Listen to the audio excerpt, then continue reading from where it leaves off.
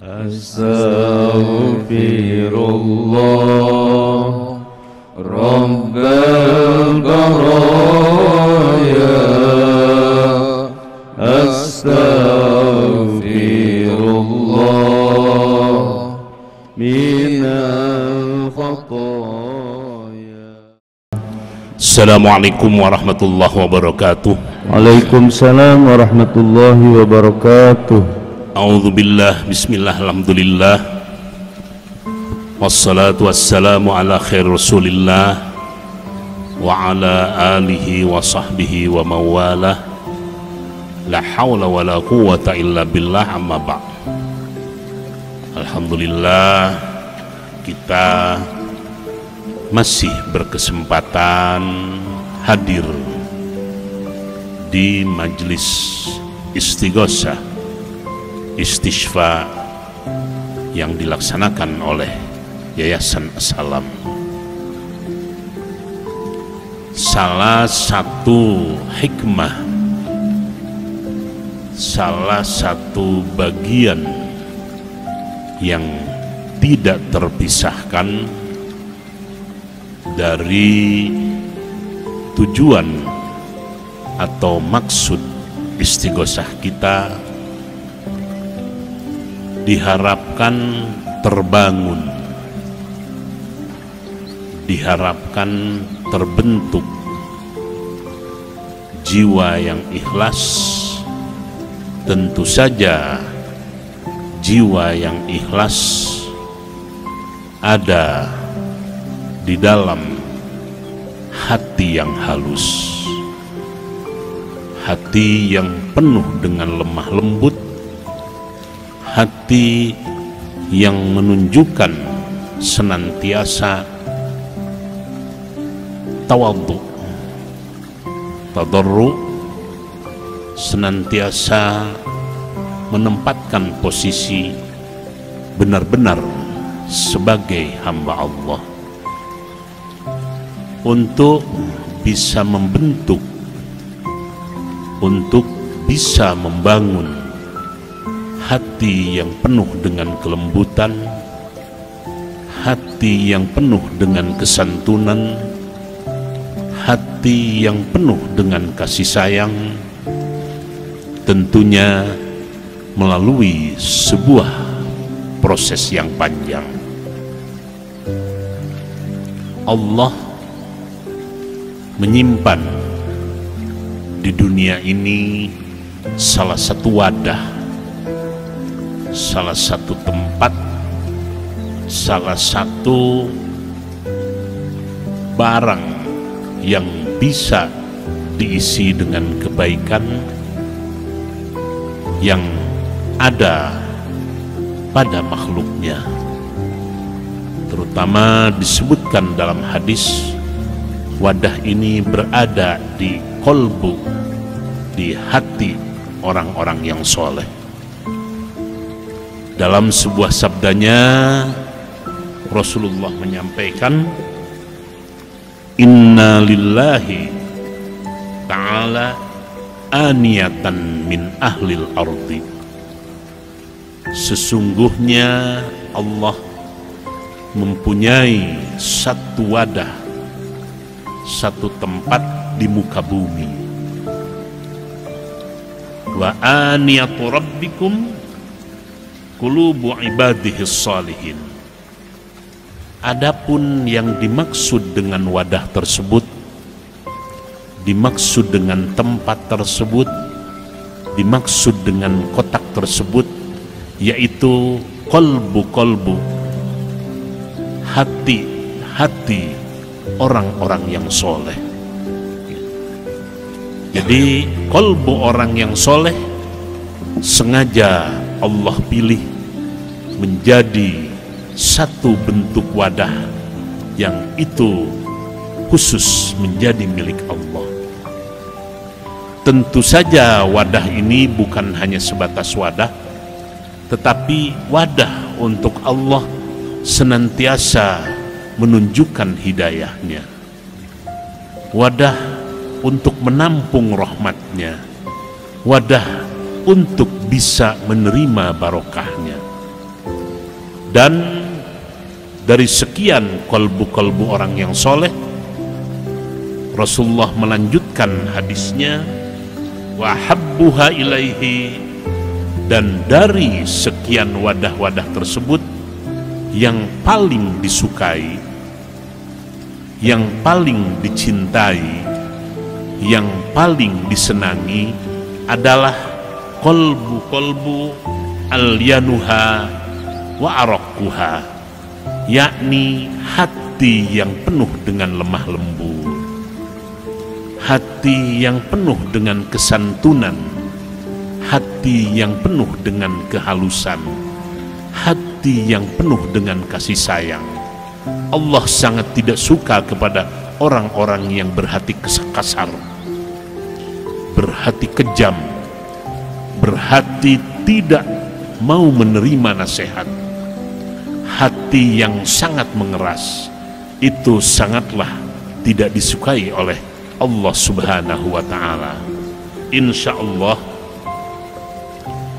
Allah dengan hati yang lembut, hati yang penuh dengan kasih sayang, mudah-mudahan Allah senantiasa membuka hati kita untuk menerima berbagai nasihat, saran maupun pelajaran. Bila hari ini belum dapat memberi kebahagiaan pada sesama manusia, belum dapat memberi kebahagiaan, usahakanlah hari ini untuk tidak menyakiti orang lain. Kalau kita tidak bisa memberi kebahagiaan, usahakan untuk tidak menyakiti. Jangan sampai kita tidak bisa memberi kebahagiaan, malah yang dilakukan adalah perbuatan yang bisa menyakiti hati orang lain. Ini yang pertama, mari kita resapkan dan kita tanamkan dalam hati yang penuh dengan kelembutan. Kemudian yang kedua, bila hari ini kita belum dapat melaksanakan amal soleh, melaksanakan perbuatan yang baik, usahakan hari ini kita tidak melakukan dosa. Sudah tidak melakukan amal soleh, malah dosa dan dosa yang kita lakukan. Tidak bisa berbuat soleh, yuk kita coba untuk tidak berbuat dosa. Yang ketiga, bila hari ini kita belum dapat berakhlak mulia, belum dapat menunjukkan keteladanan, belum dapat menunjukkan sebagai pribadi yang penuh dengan perbuatan yang bajik dan baik, usahakanlah hari ini tidak menyimpan hati yang buruk kepada sesama. Seringkali kita suudzon, seringkali kita berburuk sangka, seringkali kita melakukan penilaian yang lain. Kita bisa menilai orang lain sementara kita lemah menilai diri sendiri. Kemudian yang keempat, bila hari ini kita belum dapat menghargai orang lain, usahakan hari ini tidak memberi nilai yang berlebihan kepada diri sendiri. Kita tidak mampu menghargai orang lain, tetapi kita cenderung mendewakan, menghormati, mengagung-agungkan, seakan-akan kita manusia yang sempurna. Tidak, kita terlalu banyak kelemahan dan kekurangan. Kemudian yang berikutnya, yang kelima, bila hari ini kita belum dapat memberi manfaat kepada orang lain, belum dapat memberi kebaikan kepada orang lain, belum mampu menyenangkan orang lain, usahakan hari ini tidak memberi mudarat kepada sesama makhluk Allah, tidak memberi kesulitan, tidak membuat kesusahan, memberi manfaat tidak bisa. Yuk kita usahakan jangan sampai menyusahkan orang lain, jangan sampai merugikan orang lain. Kemudian yang keenam, bila hari ini kita belum dapat menciptakan suasana yang menyenangkan, suasana yang favorable, suasana yang penuh dengan kedamaian, suasana yang penuh dengan kebahagiaan, tentunya suasana bahagia bagi orang lain, usahakan hari ini tidak melakukan kebencian dan kemarahan dari orang lain. Tidak mampu memberikan kesenangan, jangan sampai kita malah banyak membuat kebencian dan orang lain marah kepada kita. Dan yang ketujuh, bila hari ini kita belum dapat mengingat kebaikan orang, mengingat budi orang, mengingat bagaimana orang lain memberikan bantuan pertolongan kepada kita, kalau kita tidak sanggup mengingat itu, usahakan hari ini kita dapat melupakan keburukan orang lain.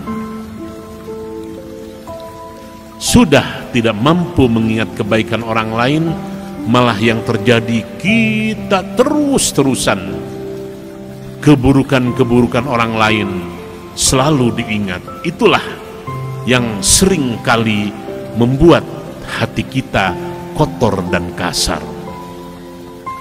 Yang berikutnya, yang kedelapan, bila hari ini kita belum dapat beramal dengan ikhlas, belum dapat beramal dengan tulus, belum dapat beramal dengan tidak mengharap apa-apa kecuali ridho Allah, usahakan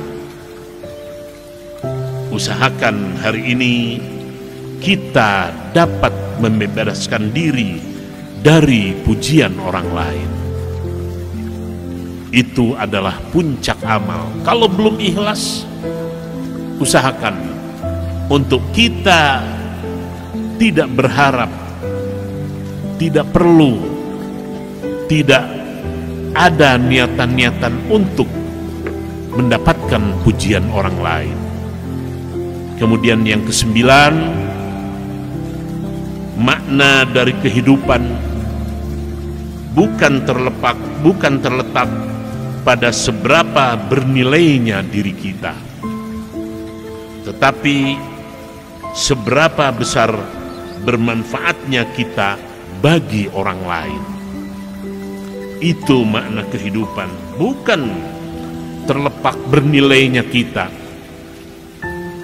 Kita merasa di level A, ada yang lebih atas lagi, ada yang lebih atas lagi. Di atas gunung, ada gunung yang lebih tinggi, dan seterusnya, dan seterusnya. Mari kita renungkan sampai sejauh mana diri kita bermanfaat kepada orang lain. Sedikit atau banyak yang hadir, yang ikut serta dalam istighosah ini, untuk kami tidak menjadi persoalan. Walaupun hanya 5 orang, hanya 10 orang, insya Allah akan kita coba jalankan dengan pertimbangan sampai sejauh mana kita mudah-mudahan masuk dalam kategori bisa memberi manfaat kepada orang lain. Dan yang terakhir, yang ke-10, jika keberadaan kita dapat menjadi berkah, bagi banyak orang, barulah kita merasakan ternyata diri kita sedikit bernilai. Kalau kita mampu memberikan berkah kepada orang lain. Itulah beberapa renungan dan sekaligus masukan bagi orang-orang yang hatinya penuh dengan kelemah lembutan dan kasih sayang.